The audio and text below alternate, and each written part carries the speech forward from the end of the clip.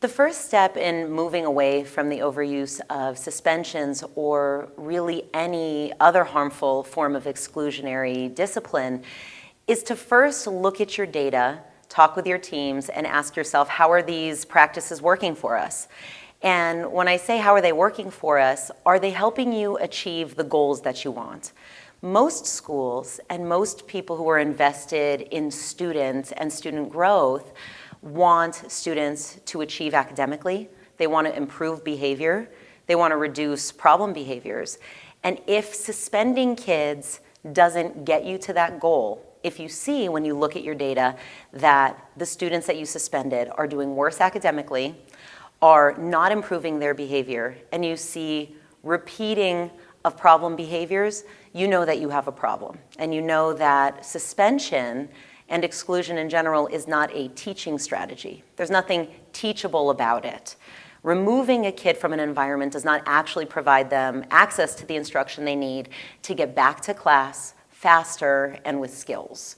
And so what I would say is you have a couple things that you would need to address if your data show you that suspensions are not working. First, you need to focus on what strategies will work. What strategies, and strategies can also be consequences, but not in the way that people have thought about them. An effective consequence or an effective strategy reduces the likelihood that a problem behavior will happen again. So what is the most effective thing that you can do to reduce the likelihood that that problem behavior will happen again? It's not removal, it's teaching appropriate behavior.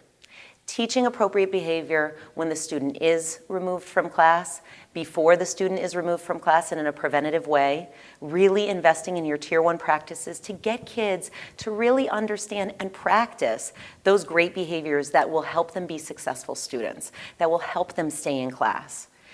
If they are removed from class, they need access to instruction on appropriate behavior to help them understand what they need to be doing in class the next time this problem occurs, right? If an issue arose in class that resulted in their removal, they need to be taught the appropriate behavior that they should then use if that same problem arises again. On that same note, we also owe it to students and to teachers to teach them how to reconnect with one another, because that is critical. Most often we see kids returning to class and the teacher is still upset and the student is still upset, and the likelihood that they get sent out of class again is high. So giving them an opportunity to reconnect, for the student to share what they learned, and for both of them to accept either an apology or just a reconciliation to allow everyone to move on without a grudge, without retribution, is critical. In order to do that, we also need teachers to understand what we need from them.